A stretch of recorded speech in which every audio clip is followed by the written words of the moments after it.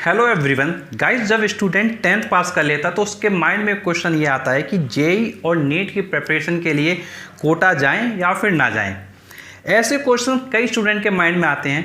तो गाइस, अगर तुम्हारे माइंड में भी ऐसा क्वेश्चन आ रहा है तो डेफिनेटली तुमको ये वीडियो देखना चाहिए। ये वीडियो तुमको बहुत ज़्यादा हेल्प करने वाला है। तो चलिए वीडियो स्टार्ट करते हैं। तो देखो, सबसे पहले मैं तुम्हारे साथ अपनी ओपिनियन शेयर करना चाहूँगा कि देखो, अगर तुम कोटा जाने की सोच रहे हो फॉर द जेई नीट तो तुमको डेफिनेटली जाना चाहिए।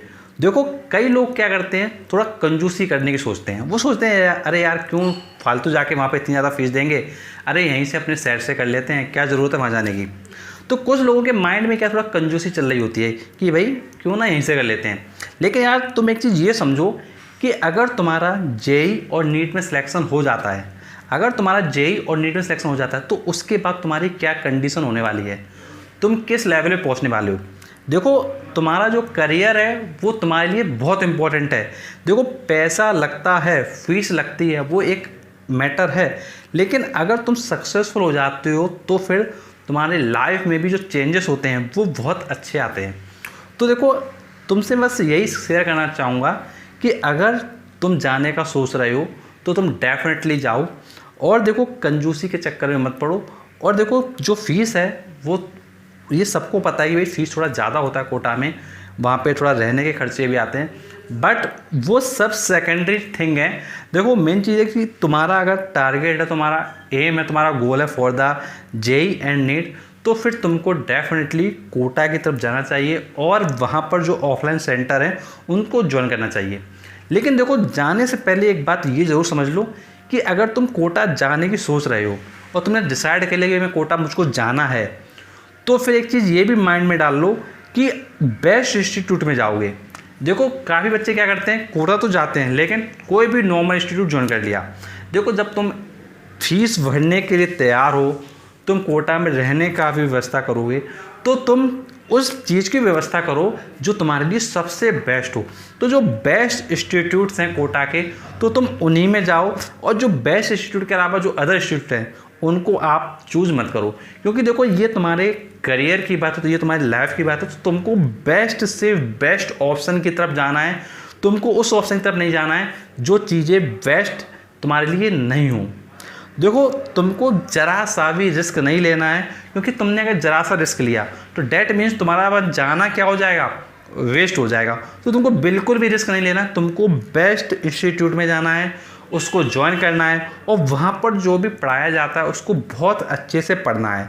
इन चीज़ों को मत सोचो कि भाई फीस लगेगी, इतना फीस देना पड़ेगा, यहाँ पे तो इतने में ही हो जाएगा, हमारे शहर में तो इतने में ही हो जाएगा।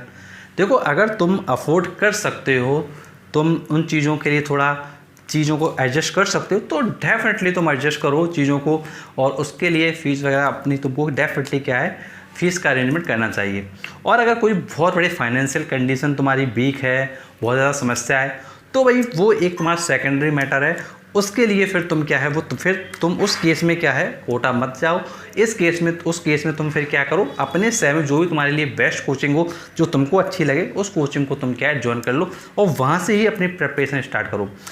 देखो, एक चीज़ मैं तुमको ये शेयर करना चाहूँगा कि काफ़ी बच्चे ये भी सोचते हैं क्या सिर्फ कोटा जाने से सिलेक्शन होगा, क्या कोटा जाने तो सिलेक्शन नहीं होगा। तो देखो, सिलेक्शन किसी भी जगह से हो सकता है, चाहे कोटा हो या कोई दूसरा शहर हो।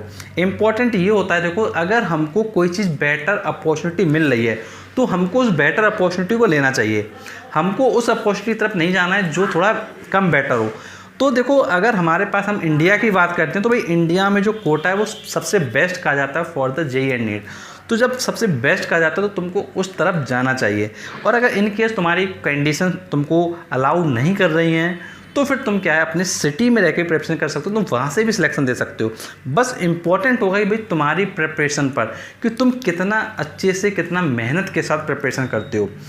अब देखो, एक चीज़ ये भी मैं कहूँगा, कुछ लोग ये भी कहेंगे कि अरे यार, जब सब कुछ हमारी स्टडी पे ही डिपेंड कर रहा है तो फिर क्यों कोटा जाए फालतू में।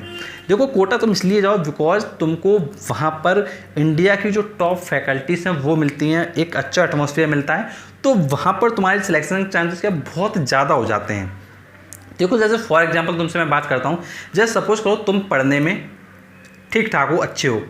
अगर तुम अपने शहर से सपोज करो 4000 रैंक लेके आने वाले हो, सपोज करो तुम्हारी रैंक क्या 4000 आने वाली है, तो तुम अगर कोटा जाते हो तो अगर तुम वहाँ टॉप फैकल्टी से पढ़ते हो तो डेफिनेटली तुम्हारी रैंक कुछ ना कुछ डेफिनेटली इंप्रूव करेगी। तो बस इतना डिफरेंस तुम्हारे साथ होने वाला है। तो ये तुमको डिफरेंस तुम समझ गए होगे, तुमको कोटा जाना चाहिए। और अगर कंडीशन तुम्हारी अलाउ नहीं करे तो फिर थोड़ा क्या अवॉइड भी कर सकते हो। और वो लोग बिल्कुल भी कंजूसी ना करें जो लोग अफोर्ड कर सकते हैं फ़ीस को।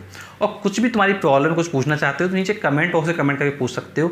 और ऐसी वीडियो देखने के लिए चैनल को भी सब्सक्राइब करें, नोटिफिकेशन बेल दबाएं, क्योंकि आपके लिए मैं और भी ऐसी वीडियो लाता हूँ। Thanks for watching video.